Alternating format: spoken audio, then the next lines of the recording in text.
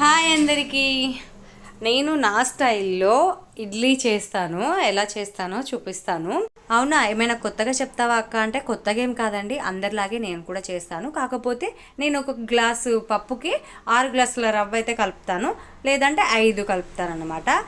ఏంటి అంత రవ్వనా ఒక గ్లాస్ పప్పుకి అని అనుకోవచ్చు. అలా చేసుకున్నా కూడా బాగానే ఉంటాయి. ఒకసారి ట్రై చేసి చూడండి. ఎంతైనా మిడిల్ క్లాస్ వాళ్ళం కదండి, టిఫిన్లు ఉండాలి, అన్నీ ఉండాలి అంటే కొన్ని అడ్జస్ట్ చేసుకోవాలి. అలా అని చెప్పేసి ఏంటి మరీ అంత తక్కువ అంటే అంత చండాలంగా అయితే ఉండదు, చాలా బాగుంటుంది. హోటల్లో ఇడ్లీ కంటే ది బెస్ట్గా ఉంటుంది, ట్రై చేసుకోండి. అండ్ ఇడ్లీ పిండి ఎలాగో పులవాలి, చల్లగా ఉంది వాతావరణం అని చెప్పేసి ఒక క్లాత్ అయితే చుట్టాను, వెచ్చగా ఉంటే తొందరగా పులుస్తుందని. అండ్ యాజ్ యూజువల్ ఆ ఇడ్లీ పెట్టేసుకున్నాను. ఇడ్లీ కూడా మంచిగా వచ్చింది. అండ్ తర్వాత పల్లీ చట్నీ నేను ప్రిపేర్ చేసుకుంటున్నాను.